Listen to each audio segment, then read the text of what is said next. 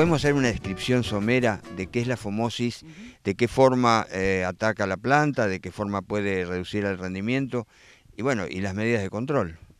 Sí.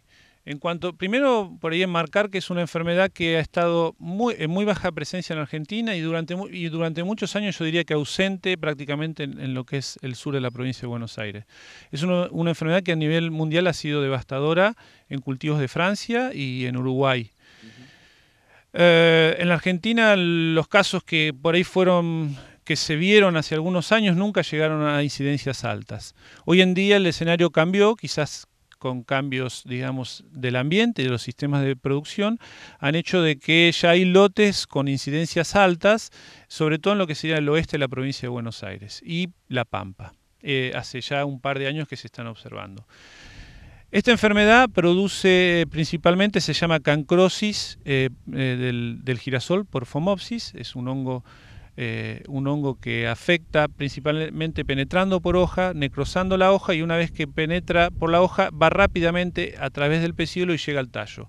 Una vez que llega al tallo, ya van a ver imágenes, una vez que llega al tallo, enseguida hace una mancha pardo clara, o sea marrón clara, que se extiende rápidamente en el tallo, produciendo una degradación de la médula.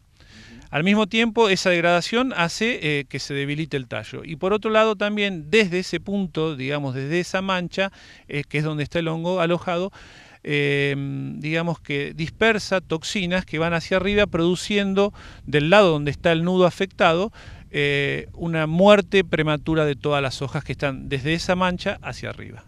Esa es la sintomatología típica y lo que produce es un acortamiento del llenado para el caso de esa sintomatología de hoja y en caso de ser muy grave la afectación en tallo, quiebre y pérdida del capítulo completo. Hay otra manifestación que la hemos determinado recientemente que no solamente puede entrar por hoja, sino también puede entrar por capítulo. En ese caso produce una pudrición que suele confundirse con otro tipo de pudriciones, no tanto con esclerotinia, sino con lo que sería Rhizopus o botrytis, es una pudrición pardo, no té con leche, sino un poquito más oscura, lo cual se diferencia de esclerotinia. Esa pudrición tiene forma de cuña en el capítulo y es donde se aloja el hongo. Y de ahí para abajo, vía lo que serían los vasos floemáticos, tira las toxinas o desparrama las toxinas hacia abajo, produciendo la misma sintomatología que describí anteriormente que se origina desde la base, desde el nudo. Esta sintomatología quizás lo único que produce es un acortamiento del llenado, pero no es tan grave como lo que puede producir en la base del tallo con el quiebre de la planta. Bueno, realmente una descripción muy puntual, ¿no es cierto?, de lo que es esta enfermedad. Y respecto a la genética, ¿se han encontrado o se pueden encontrar en el futuro híbridos que tengan un comportamiento, bueno, un poco mejor? Sí, a ver, como dije anteriormente, ha sido a nivel mundial un problema. Las empresas de semillas, principalmente multinacionales, ya conocen y tienen parte de la genética.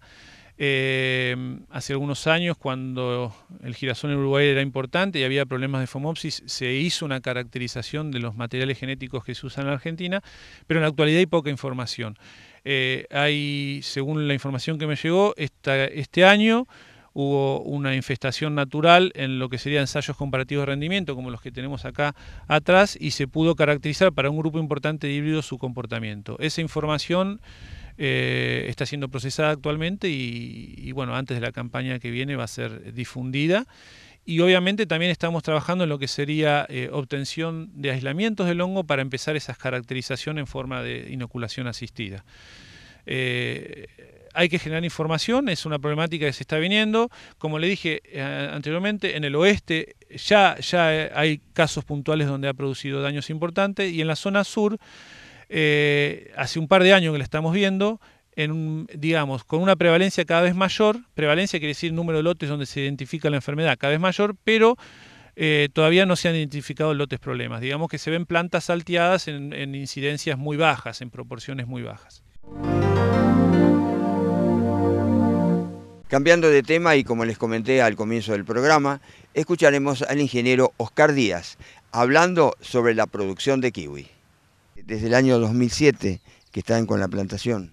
Sí, sí, empezamos en el 2007 plantando y bueno, a producir en el año 2009 más o menos empezamos a tener la primera producción.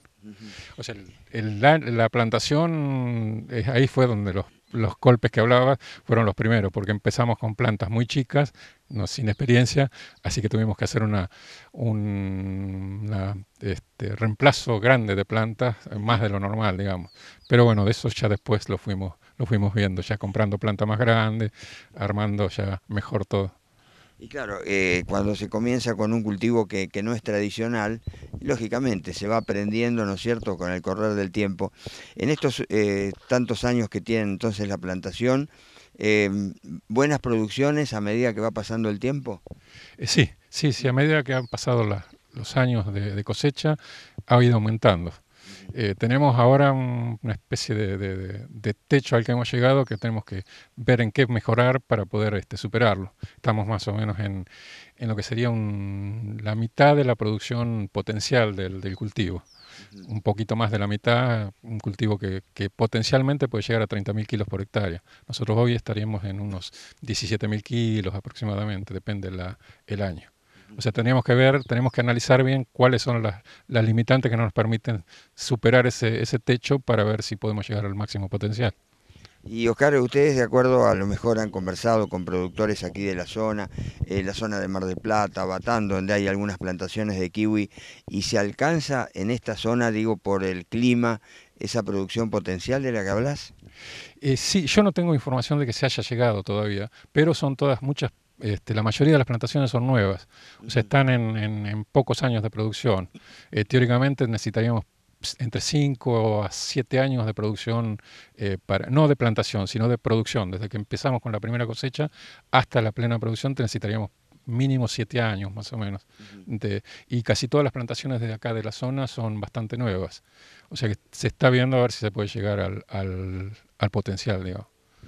¿Y a qué se debe que se necesitan tantos años para alcanzar el potencial? ¿Enraizamiento, tamaño de la planta? ¿Cuál sería un poco la razón de todo ello?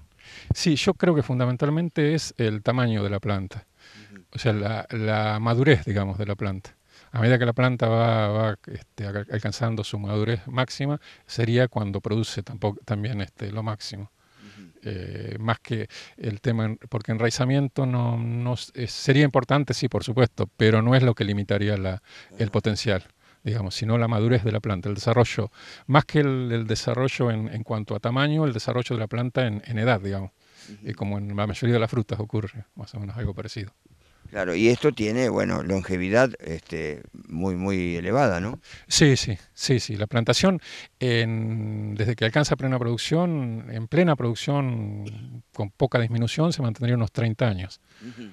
Y bueno, y produciendo, no ya tan a full, pero produciendo bien, hasta 50 años. Hay plantaciones de hasta 50 años que siguen produciendo. Va a decir, nosotros no la vamos a ver seguramente. Seguramente. Oscar, bueno, hablando un poco recién fuera de cámara, estábamos hablando del tema del riego. Tuvimos sequía prácticamente todo diciembre y enero. ¿Hizo falta allí mucha agua? Sí, sí, durante diciembre y enero fue prácticamente un riego constante. Pues, 2 riegos. Nosotros acá estuvimos haciendo un riego a la mañana y otro riego a la tarde. Más o menos lo hacemos en 2 tramos, porque necesitamos hacerlo en 2 tramos para dar efectividad, y media hora, 1 hora a la mañana y otro tanto a la tarde. Y en algunos días, porque la planta necesita, aparte del suelo, de la humedad del agua del suelo, necesita un ambiente húmedo. Como es originaria de zona selvática, necesita un ambiente que no esté por debajo del 50% de humedad relativa.